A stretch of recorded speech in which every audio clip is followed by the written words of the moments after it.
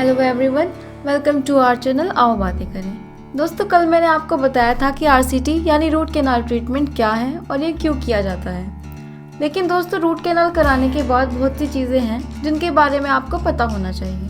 जैसे काफ़ी बार देखने को मिलता है कि आरसीटी के बाद बहुत पेन होता है, तो हमें पता होना चाहिए कि आखिर ये पेन होने का कारण क्या है। इसके अलावा आरसीटी के बाद कैपिंग क्यों की जाती है और आरसीटी में कितना खर्चा होता है और इसके कोई साइड इफेक्ट है भी या नहीं, और इसके बाद कितने टाइम में रिकवरी हो जाती है, ये सब भी पता होना चाहिए। तो सबसे पहले जानते हैं रूट कैनाल में दर्द का कारण। दोस्तों, दांतों में पाया जाने वाला पल्प एक कॉम्प्लिकेटेड एलिमेंट है। कभी कभी आपको एनेस्थीसिया देने के बाद भी दर्द फील होता है। ऐसा इसलिए होता है क्योंकि पूरा पल्प अच्छे से नम नहीं हो पाता। इसका कोई पार्ट एक्टिव रह जाता है जहाँ एनेस्थीसिया नहीं पहुँच पाती। कई बार पल्प के एलिमेंट एनेस्थीसिया के लिए रेजिस्टेंस का काम करते हैं कि दो इंजेक्शन देने पर भी दांत सुन नहीं होता। ऐसे दांत को हॉट टीथ बोलते हैं। अगर आपको जॉ बोन में पस बन जाती है तो इसकी वजह से भी पेन हो सकता है, क्योंकि ये एनेस्थीसिया को नसों पर अपना इफेक्ट डालने से रोकती है। बाकी ट्रीटमेंट पूरा होने के बाद थोड़ी देर तक तो पेन होता ही है, ये तो नेचुरल सी बात है, इसके लिए परेशान होने की जरूरत नहीं है। बस टाइम पर मेडिसिन ले और डॉक्टर के ऑर्डर को फॉलो करें।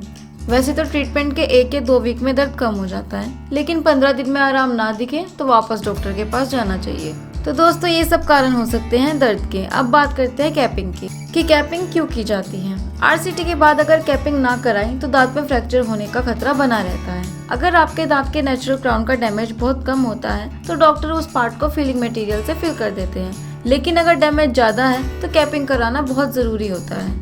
कैपिंग से दांत को मजबूती मिलती है और दांत स्टेबल हो जाता है। अब बात करते हैं साइड इफेक्ट के बारे में। वैसे तो आरसीटी के कोई हार्म इफेक्ट नहीं है, लेकिन कभी कभी कुछ लोगों को साइड इफेक्ट या कॉम्प्लिकेशंस फेस करने पड़ते हैं। जैसे लंबे टाइम तक दर्द फील होता रहता है। ये ज्यादातर उन मामलों में होता है जहाँ इन्फेक्शन बोन में भी पहुंच गया हो।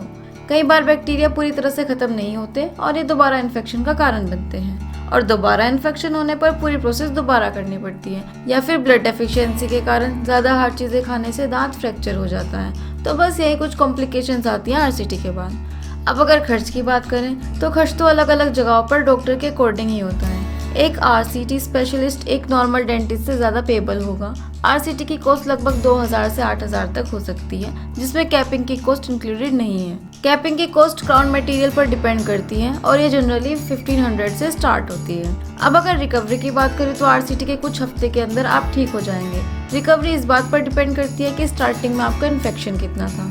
अगर इन्फेक्शन बस दांत तक हो तो यह 1 से 1.5 मंथ में ठीक हो जाता है, लेकिन अगर इन्फेक्शन जॉ बोन तक पहुंच गया हो तो इसे ठीक होने में टाइम लग सकता है। तो दोस्तों, आज के लिए इतना ही। मिलते हैं नेक्स्ट वीडियो में। तब तक आप खुश रहें, स्वस्थ रहें और हंसते रहें। Thank you.